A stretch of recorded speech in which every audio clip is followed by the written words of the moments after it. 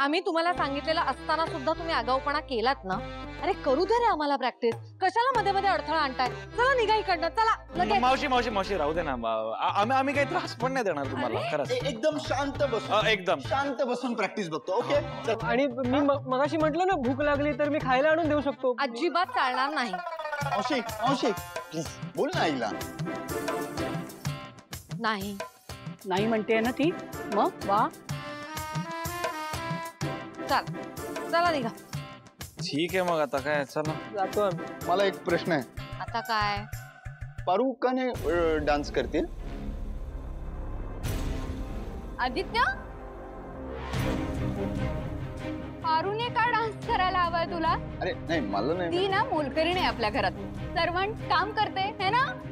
आणि हा जो खेळ खेळतोय ना आम्ही मंगळागौरीचा, तो लग्न झालेल्या बायका खेळतात. तिचं लग्न झालंय. खर तर मला पण पारूनी नाचायला हवंय, या खेळात भाग घ्यायला हवाय, पण तीच नाही म्हणते.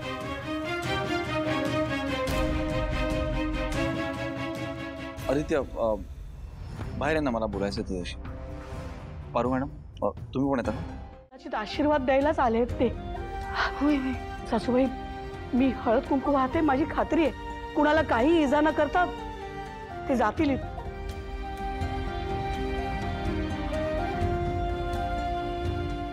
नाही का?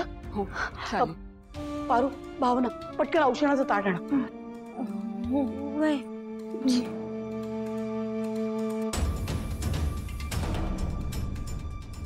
आईला चल तू सासूबाई या.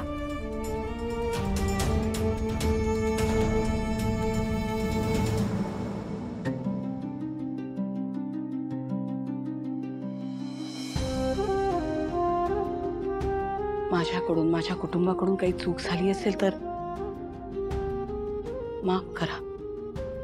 आणि माझ्या पोराबाळांना कुठलीही इजा न करता या तुम्ही.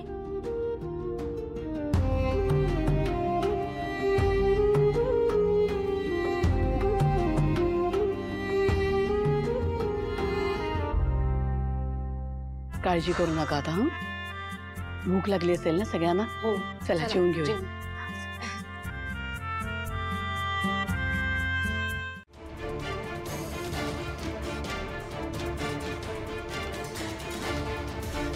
केवढं काय काय घडलं?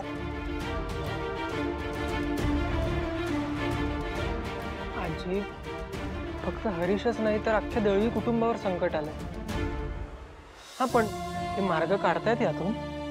आता अशा प्रसंगी जर सिंचना हरीश सोबत असेल तर त्यालाही जरा बळ मिळेल ना, त्याची परिस्थिती सुधारेल. सिंचना प्लीज थोडं समजून घे ना हरीशला प्लीज.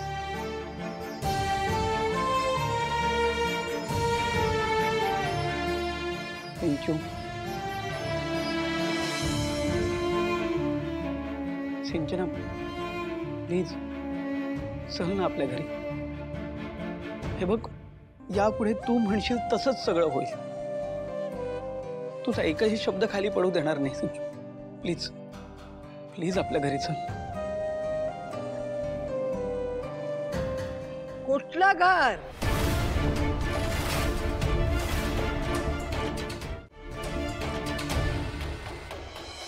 बायकोला लग्न करून स्वतःच्या घरी घेऊन जायचं असतं.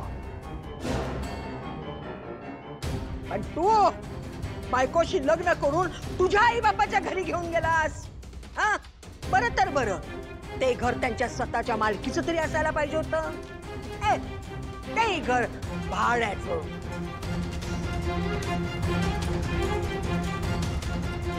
आणि आता त्या भाड्याच्या घरातून एका बाईनं तुम्हा सगळ्यांना हाकलून लावलंय. अरे रस्त्यावर काय राहताय, जावयांच्या घरी काय जाताय?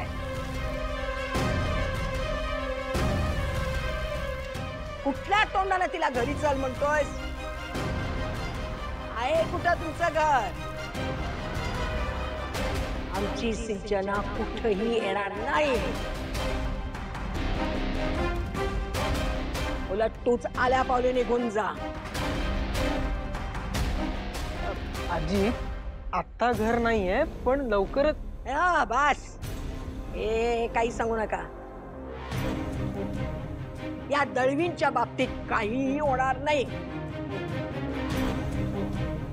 आजी मला फक्त एक एक शब्द बोलू नकोस. चालता हो आधी इथून. आमची सिंचना बोलते ते बरोबरच आहे. तुम्हाला खरं तर घरात सुद्धा येऊ द्यायला नको पाहिजे होतं मी. चालायला.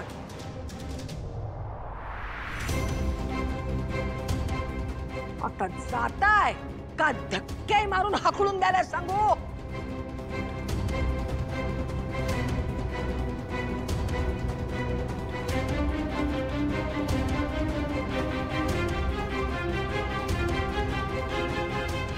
हरीश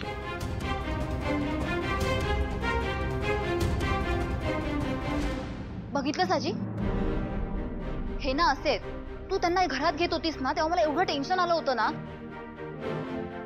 म्हणून मी म्हणत होते की त्यांना घराच्या बाहेर पण उभं नाही करायला पाहिजे.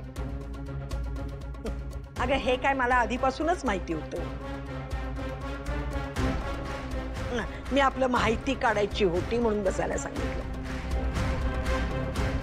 आई पण तुम्हाला कसं कळलं की ते संकटात आहेत ते? तू पण काय रणू का? अगं त्याला कळायला कशाला पाहिजे? हे दळवी कुटुंब सदा अनकदा कुठल्या ना कुठल्या तरी अडचणीत असतातच. अडचण त्यांच्या पाचवीलाच पुजलेली आहे. मी आपलं काय केलं, फक्त खडा टाकून पाहिला आणि तो बरोबर लागला. अगदी बरोबर आहे आजी. म्हणून ना त्या प्रॉब्लेमॅटिक घरी मला कधीच जायचं नाहीये.